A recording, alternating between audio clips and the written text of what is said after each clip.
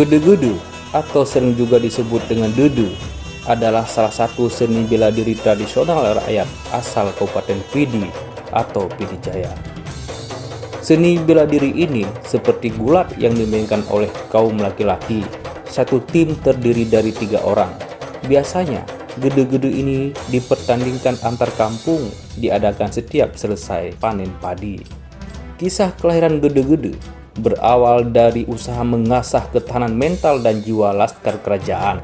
Karena sangat berbahaya, olahraga keras ini tidak pernah memperebutkan juara karena bisa berakibat fatal.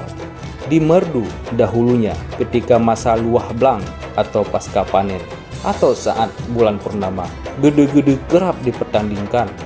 Pemuda berbadan kekar berbondong-bondong mengikutinya, meski tak ada hadiah selain badan yang lembam. Hadiah nyatanya sering tak terwujud, hanya sebuah kebanggaan belaka yang jadi pemuas bagi petarung yang menang.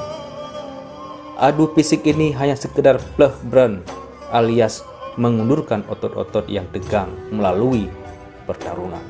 Kebanggaan lainnya sering pula dianggap perkasa dan menjadi lirikan ujung mata para gadis kampung.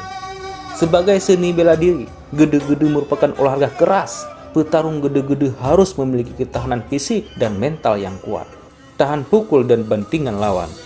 Selain itu, petarung gede-gede juga dituntut kesabaran dan ketabahan. Disinilah emosi diolah. Bila emosi petarung tidak stabil, maka bisa berujung pada kematian.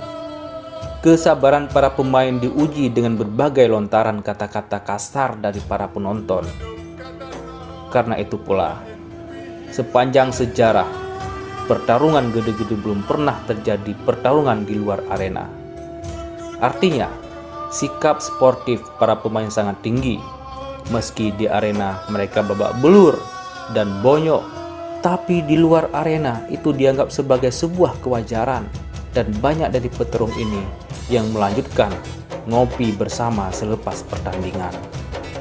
Akhir tahun 1980-an, gede-gede masih sering dipertunjukkan di Bracan, Kecamatan Merdu, Kabupaten Pidi Jaya. Biasanya pertarungan ini dibagi dalam 2 kategori, yakni antar pribadi dan antar perwakilan kampung. Siapapun boleh ikut, syaratnya berani dan mampu menahan pukulan serta hampasan lawan dan juga emosi fisiknya.